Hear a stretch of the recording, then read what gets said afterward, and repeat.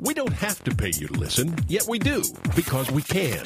We don't have to give away thousands of dollars cash every show. We do because we want to. We don't have to tell you the truth.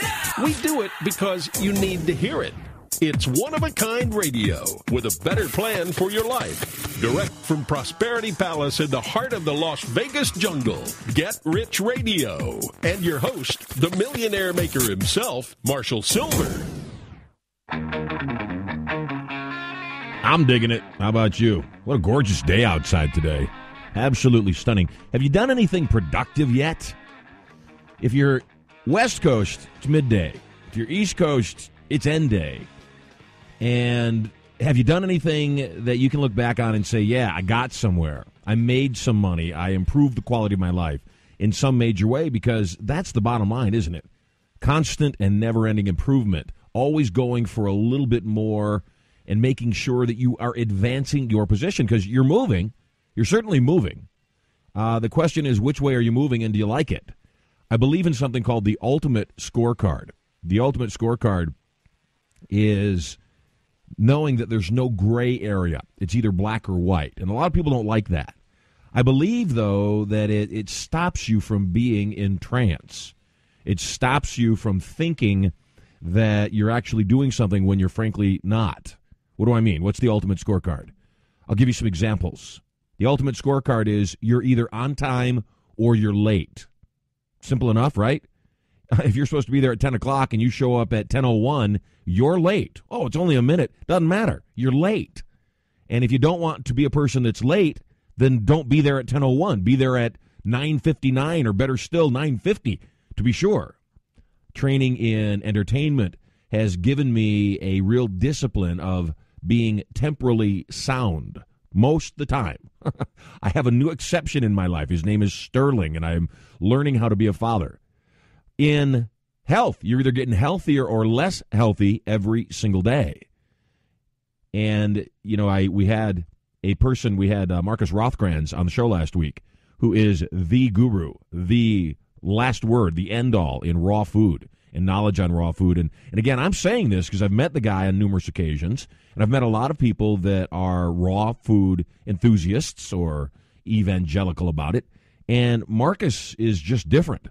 If you see him, even if you didn't have him tell you what he does or what he promotes or what his life is about, you would look at the guy and go, holy cow, you radiate. So in any given moment, Marcus was saying, part of the reason people have too much fat on their bodies is they are consuming more than they're burning. Today's show is extremely exciting to me. As you know, I'm in the midst of a 55-pound fat loss, and nobody gains fat all at once. We gain it microscopic ounce at a time. Connie Huff is going to be on the show today. She's going to be talking about how she lost 80 pounds of fat in 1 year. In fact, went from being, in her experience, dramatically overweight to competing in bodybuilding competitions in a incy-wincy, teeny-weeny bikini. And so we're excited to have Connie on the show today, talk about this. Ultimate scorecard means you're either getting closer in your relationships or further away. You're either deepening the intimacy or you're losing intimacy in any given moment. There is no such thing as steady, complacent, not getting any better, not getting any worse. Time dictates that it will keep moving. The ultimate scorecard says you're either getting richer or poorer in any given moment. You're either getting wealthier or less wealthy in any given moment. You're either spending money to exist, and that exceeds the amount that you're pulling in, or you're making more than you're spending in any given moment. So when you start living your life on the ultimate scorecard, what happens is you start producing better results.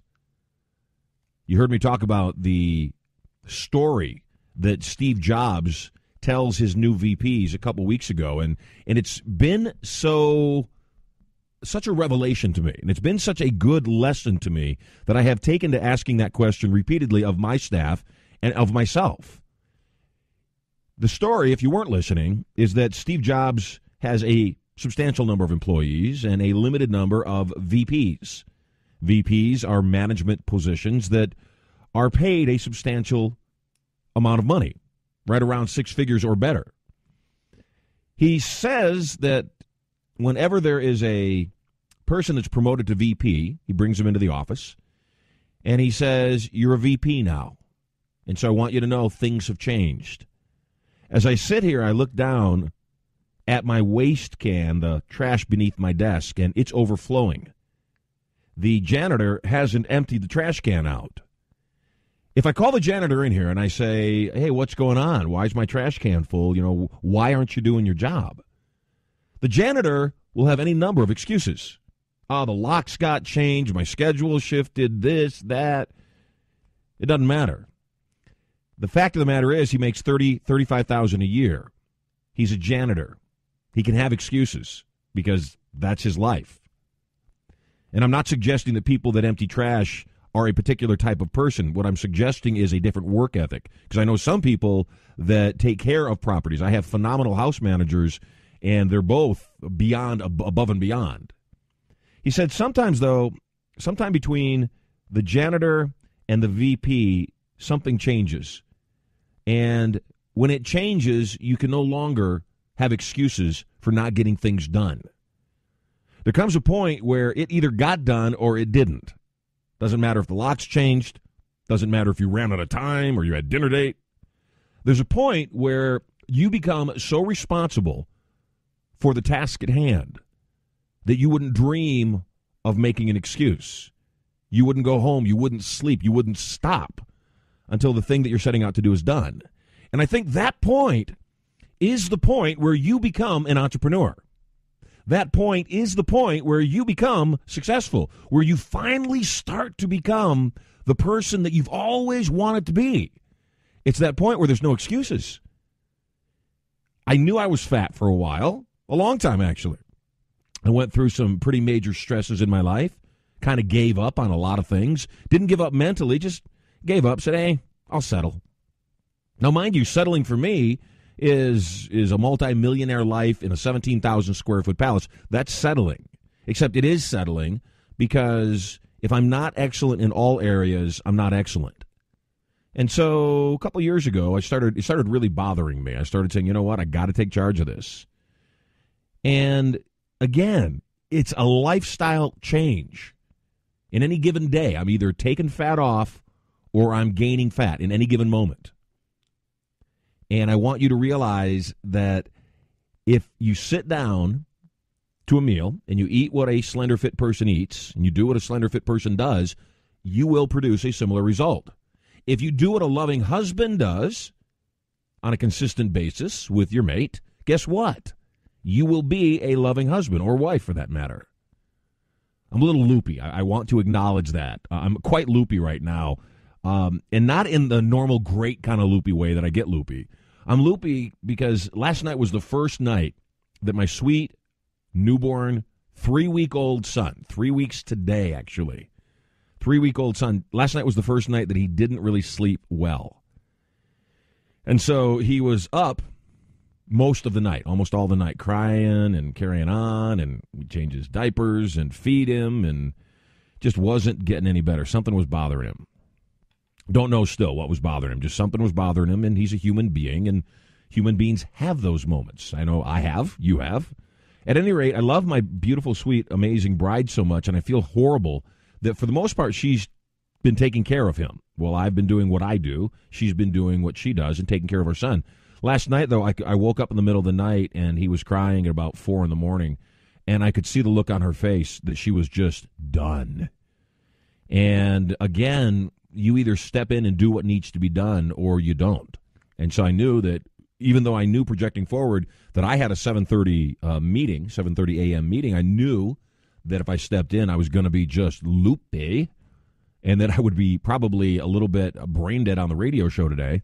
I also know, though, that that's not an excuse. And if you take on the role of radio show or husband or father or leader, that there are no excuses. You get the job done. And so I told Erica, you know what? Let me have the baby. He calms down when he's sleeping chest to chest. The challenge is if you've got an infant chest to chest, you can't really go to sleep. You can relax, you can drift, you can kind of nap, except you got to keep yourself obviously at a level of awareness so that the baby doesn't roll off onto the floor and land on his head like I did repeatedly as a child.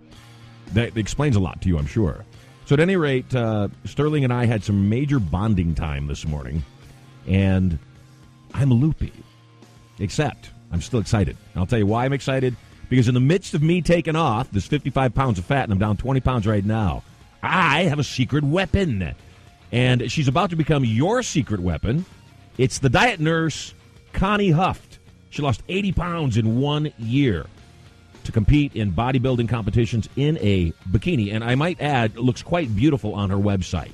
She's coming up right after the break. Plus, $1,000 cash giveaways and more, all for you. Why? Because no matter how loopy I am, I still love you.